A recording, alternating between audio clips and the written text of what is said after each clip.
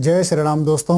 आज मैं आपको बता रहा हूं कि कुंभ राशि के जो जातक हैं उनके लिए वर्ष 2024 में फरवरी मास का जो राशिफल है वह कैसे रहने वाला है ग्रह गोचर के अनुसार। दोस्तों, हर बार की भांति हम क्या करते हैं, भगवान सूर्य नारायण को साक्षी मानते हैं। तो भगवान सूर्य नारायण बैठे हुए हमारे द्वादशेष भाव में, और द्वादशेष भाव यानी कि यह हमारा क्या होता है, व्यय भाव होता है। और साथ ही साथ दोस्तों, बाएं नेत्र से संबंधित भाव भी हमारा यही होता है। तो जब भगवान सूर्य नारायण यहाँ पर बैठे हुए हों तो ये समझ लिए कि व्यय इस समय हमारा खर्चा भी होने वाला है। मगर साथ ही साथ दोस्तों, यह क्या है, विदेश गमन का भाव भी हमारा यही है। तो यह विदेश गमन के योग भी बनाएगा और इस समय आपके काफी हद तक यह खर्चे भी करवाने वाला है। मगर 12 फरवरी के बाद भगवान सूर्य नारायण का राशि परिवर्तन हो रहा है। राशि परिवर्तन का ये तात्पर्य है कि आपके केंद्र भाव में परिवर्तन कर रहे हैं। केंद्र भाव में जब यह यहाँ पर आने वाले हैं तो इस समय अवश्य ही यह आपके बल और मस्तिष्क में वृद्धि करने वाले हैं, ज्ञान में वृद्धि करने वाले हैं। भगवान सूर्य नारायण के दृष्टिकोण से अगर ओवरऑल आपके लिए देखें तो यह समय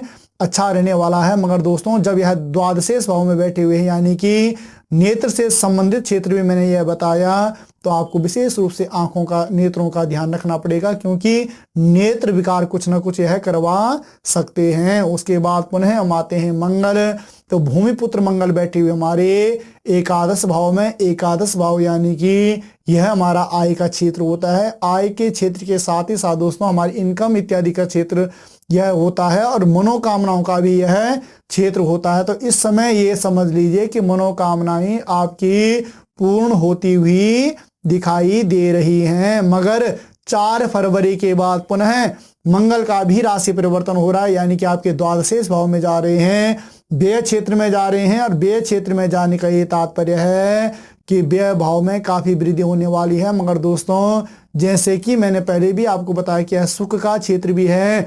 तो सुख का क्षेत्र का ये तात्पर्य होता है कि व्यय भी 2 प्रकार के होते हैं। एक व्यय तो ऐसा होता है दोस्तों कि जिसको करने से हमारे जीवन में हमें अनेक प्रकार से लाभ मिलते हैं, और एक व्यय हमारा ऐसा होता है कि जिससे हमें जीवन में सिर्फ और सिर्फ क्या होता है, हानि ही हमें प्राप्त होती है। तो यह जो क्षेत्र है द्वादशेष भाव जो होता है, व्यय के साथ साथ में यह क्या है, सुख का क्षेत्र भी है और हानि का क्षेत्र भी है।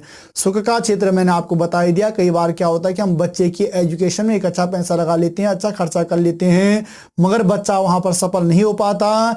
और एक पैसा हमेशा खर्च करते हैं कि बच्चे के ऊपर लगाते हैं, बच्चा वहां पर सफल हो जाता है। तो एक व्यय करने से तो हमें सुख की प्राप्ति होगी, एक व्यय करने से हमें क्या होगी, हानि की प्राप्ति हो गई। तो ये समझ लीजिए कि जब मंगल यहां पर प्रवेश करेंगे तो अवश्य ही यह क्या करेंगे, आपके व्यय भी करवाने वाले हैं।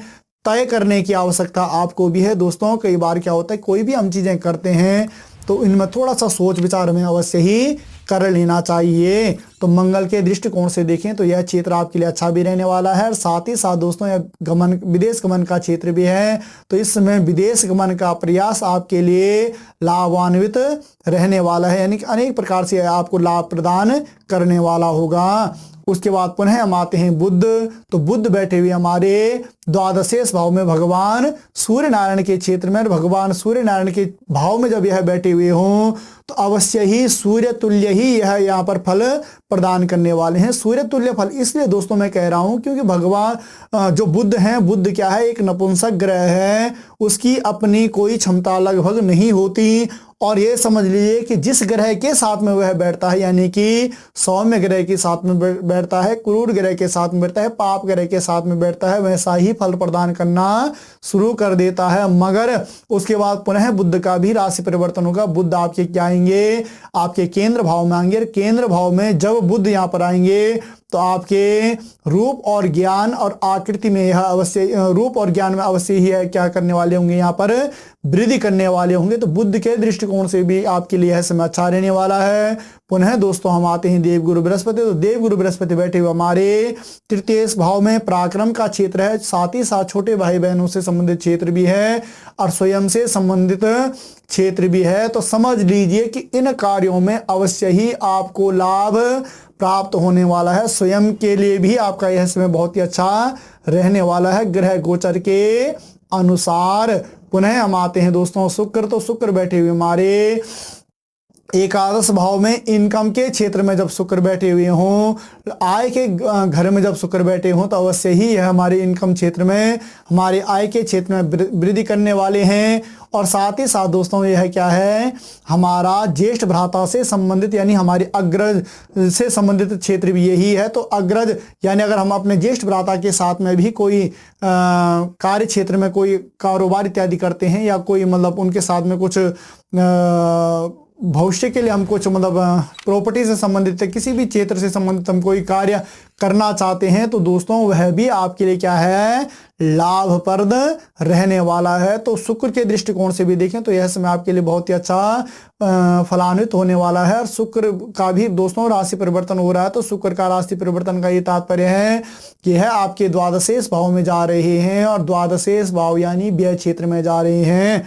तो इस समय सर्वाधिक अगर हम दोस्तों आपके कुंडली में देखें तो ग्रह गोचर के अनुसार इस समय आपके व्यय के काफी हद तक चांसेस बन रहे हैं। तो थोड़ा सा अपने हाथ को थोड़ा सा आपने क्या कर देना है, रोक के भी रखना है। किसी भी चीज को आपको बिना सोचे समझे नहीं करना है। यानी कि जब द्वादशेष भाव में इस प्रकार के योग बनने हों, व्यय क्षेत्र में इस प्रकार के योग बनने हों, तो हमारा अच्छा खासा व्यय होने वाला है। तो थोड़ा सा हम यहाँ पर सोच समझ के कोई भी कार्य करेंगे तो अवश्य ही हमें वह लाभान्वित करेगा, यानी कि अच्छे फल की प्राप्ति करने वाला होगा। पुनः हम आते हैं शनि बैठे हुए हमारे केंद्र क्षेत्र में, हमारे लगन क्षेत्र में। और जब बात ही कुंभ राशि की हो रही हो और कुंभ राशि में ही शनि बैठे हुए हों, स्वयं की राशि में शनि बैठे हुए हों, तो एक तो दोस्तों आपकी इस समय शनि की 7.5 भी चल रही है। और साथ ही साथ ये मान लीजिए कि शनि के निमित्त कोई न कोई आप अवश्य ही उपाय भी कर लीजिए, क्योंकि शनि के दृष्टिकोण से आपके स्वभाव में कुछ चिड़चिड़ापन भी आ सकता है। तो आपको इसके लिए अवश्य ही आप शनि के निमित्त कोई उपाय इत्यादि कर लीजिए, जो कि हमारे पिछले वीडियो में हमने आपको बताया है। आप उसको देख लीजिए, उसमें जो भी आपको सुटेबल लगता है आप ऐसा कार्य शनि के निमित्त अवश्य ही कर लीजिए। पुनः हम आते हैं राहु बैठे हुए हैं द्वितीय भाव में। द्वितीय भाव एक दोस्तों ऐसा घर होता है कि यहाँ पर कोई भी ग्रह लगभग होता है वह हमें अच्छा फल ही प्रदान करने वाला होता है। मगर जब राहु यहाँ पर बैठा हुआ हो और कुटुंब का क्षेत्र भी दोस्तों यही है, तो कुटुंब के क्षेत्र के होने के कारण यह है अवश्य ही पारिवारिक विवाद कुछ न कुछ हमारे जीवन में उत्पन्न कर सकता है। तो परिवार में एक अपना अच्छा तालमेल बनाकर रखें, अपना अच्छा सामंजस्य बनाकर रखें। अगर आप ऐसा कर सकते हैं तो अवश्य ही राहु भी यहाँ पर आपको अनिष्ट फल नहीं बल्कि धन धान्य से संबंधित कार्यों में आपकी वृद्धि करने वाला होगा। उसके बाद पुनः हम आते हैं केतु। तो केतु बैठा हुआ आपके आयु के क्षेत्र में, आपके जीवन आकस्मिक धन लाभ और आकस्मिक परिवर्तन के योग, और द्वादशेष भाव में और अष्टम भाव में जब इस प्रकार के ग्रह बैठे हुए हों तो समझ लीजिए कि इस समय सर्वाधिक अगर आपको लाभ प्रदान होने वाला है तो वह है स्थान परिवर्तन से, विदेश गमन इत्यादि से आपको अच्छा यहाँ पर लाभ मिलने वाला है। तो दोस्तों यह तो था कुंभ राशि के जातकों के लिए कि फरवरी मास का राशिफल इनके लिए कैसे रहने वाला है। तो ओवरऑल अगर हम ग्रहों के दृष्टिकोण से देखें तो इनके लिए यह समय अच्छा रहने वाला है। दोस्तों आपको हमारा यह वीडियो कैसे लगा, आप इसे लाइक भी करें, शेयर भी करें, और मिलते हैं पुनः एक नए वीडियो में। तब तक के लिए जय श्री राम।